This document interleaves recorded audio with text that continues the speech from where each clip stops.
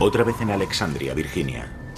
El asesino había estrangulado a su siguiente víctima solo con sus manos.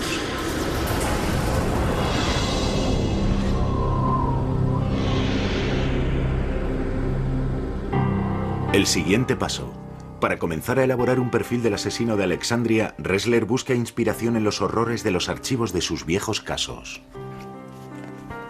Tienes que ver el lugar sucio y peligroso en el que viven sus mentes. Tienes que pasar mucho tiempo allí. A veces cuesta cerrar la puerta cuando la dejas. Para empezar, Ressler reúne las pruebas que sugieren un denominador común. Las mujeres tienen todas aproximadamente la misma edad y la misma apariencia. Las circunstancias de sus desapariciones son todas similares. El lugar donde se las ha encontrado también es similar. Así pues, hay similitudes con las que podemos trabajar para trazar un perfil. Apuñalamiento, ahogamiento, estrangulación. Este tipo no ha encontrado todavía su pasión. El asesino en este caso es casi seguro un varón joven. Yo no iría buscando a un varón mayor y experto que haya entrado y salido de la cárcel varias veces. Yo diría que es alguien menor de 30 años. Un individuo que ha vivido una infancia perturbada. Un individuo que proceda de un hogar disfuncional. La ausencia del padre estaría casi cantada. Utiliza a sus víctimas como objeto de su propia satisfacción sexual. Ha asesinado 5 veces y lo volverá a hacer. No se detendrá a no ser que alguien lo detenga. No siempre es posible atrapar a un asesino en serie antes de que ataque de nuevo. Algunos de ellos son tan escurridizos que asesinan durante años antes de que se les atrape. Como Ted Bundy.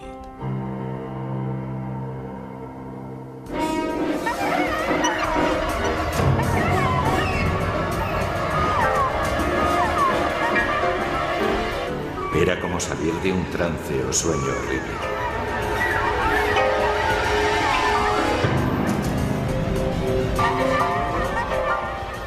Si ha habido un hombre que me asustara de verdad, ese fue Ted Bundy. Y todavía no sé realmente si he descubierto cómo era. Seattle, Washington, 1974. La policía investiga la desaparición de 6 estudiantes universitarias. 2 más fueron secuestradas a plena luz del día.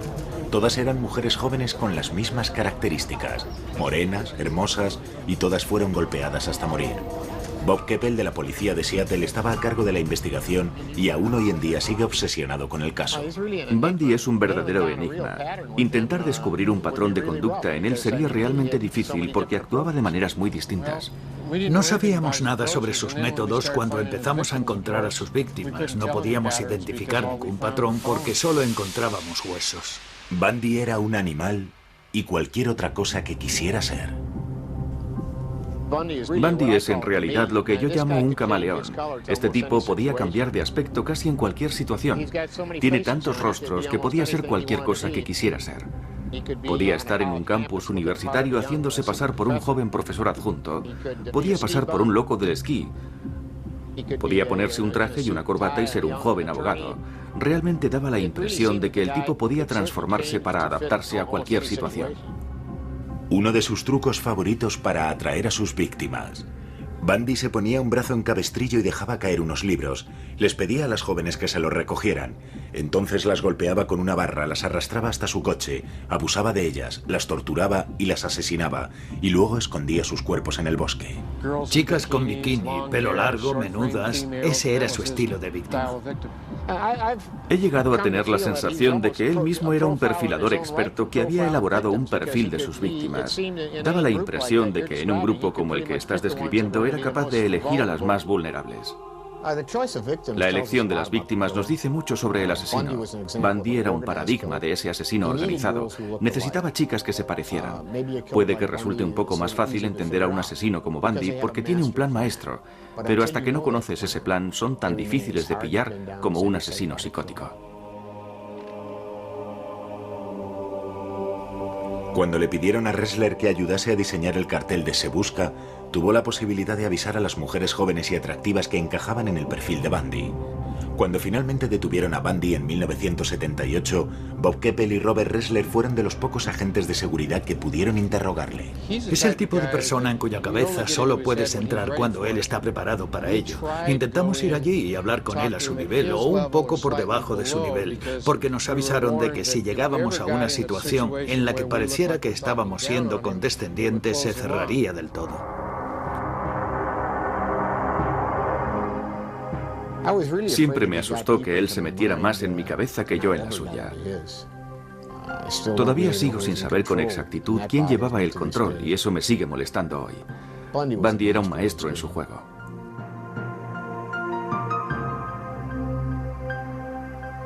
La última treta de Bundy consistió en ofrecerse como asesor de la Unidad de Ciencias del Comportamiento. El asesino maestro pretendía dar clases a un grupo muy selecto, pero el FBI rechazó ese trato. 24 de enero de 1989. Todo el mundo aguarda la ejecución de Bundy.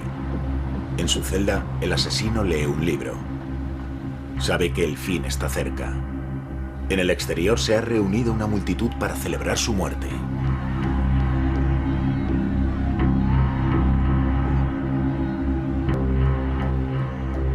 Cuando después de su muerte los guardias limpiaron su celda, encontraron uno de mis libros sobre asesinatos en serie.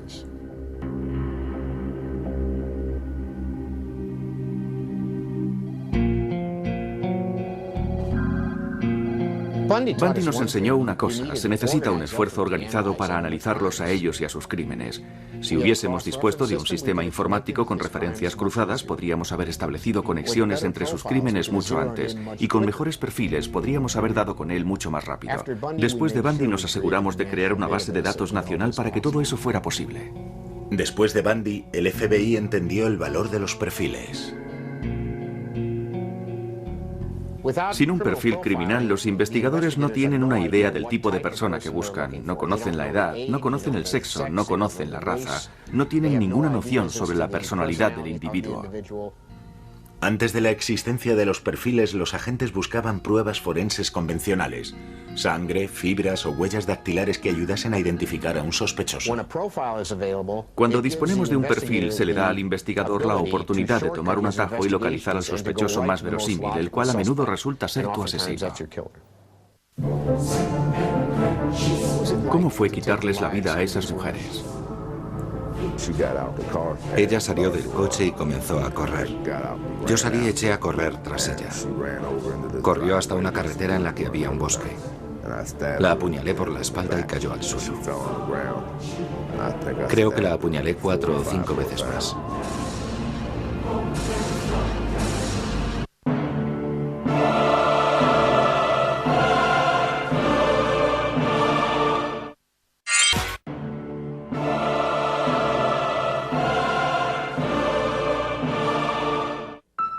Robert Ressler ha escrito mucho sobre la mente criminal.